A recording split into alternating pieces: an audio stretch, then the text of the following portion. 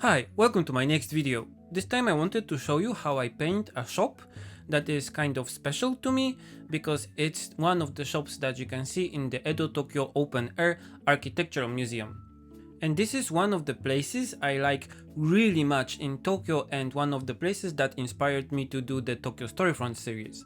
The museum itself is located a little bit outside of Tokyo, and if you go there you can see buildings from very different periods, and they were moved to this one place that you can just walk around and see buildings from many periods. And the best thing is that they don't only have like those mansions or historical buildings or really old, those kind of one family buildings with thatched roofs and all kinds of stuff. It's also there, but they also have utility buildings like shops or like a cento, so like a public bath or like a police station, small police station, and all kinds of things like this. So it's interesting because you can kind of imagine how a city from the Showa period, for example, so after the Second World War, looked like, more or less, based on the buildings that are there also. And I really like this style, I really like this atmosphere, so I always wanted to paint some of the shops that were there in the museum,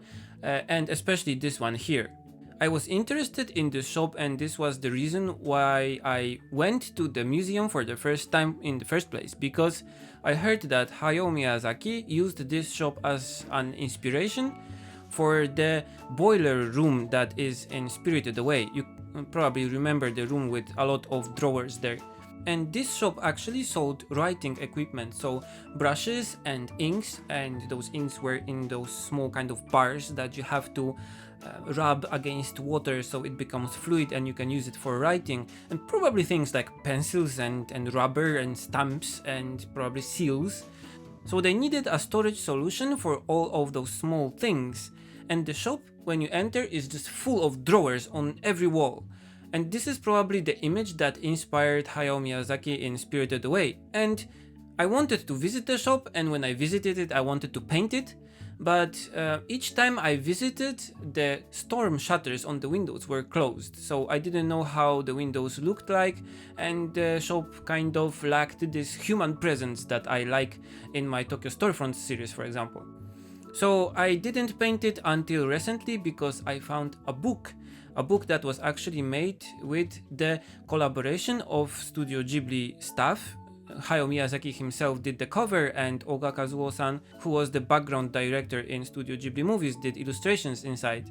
The book, called The Story of Edo Tokyo Open Air Architectural Museum, tells the story how the museum was made and tells the story about the buildings in it, and it has a photo of this shop with the storm shutters open so I can finally see the windows and how they look like, and I decided to paint it.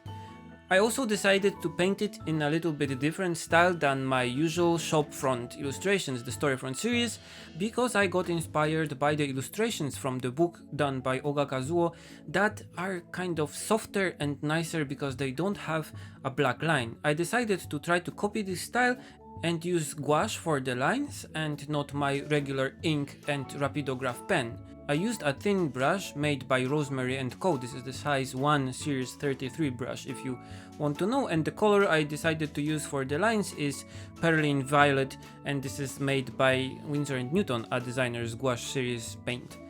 And I think it turned out quite okay. I like the result because I did only some of the lines on the picture in the places I thought they were needed, and not all the contours as usual I would do with rapidograph. The hard thing was doing the lines after I painted the whole thing with watercolors, so I had to have a sketch, so I did it really lightly with a red pencil and left it there so I didn't erase it.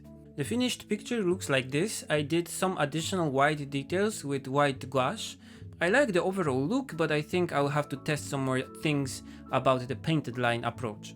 Okay, that's it for this video. I hope you liked it. As always, feel free to comment, share and subscribe, and you can also support me on Patreon. Because of your constant support there, I can do projects like this and show them to you and show the video because they are not commissioned. Okay, see you in the next video. Bye!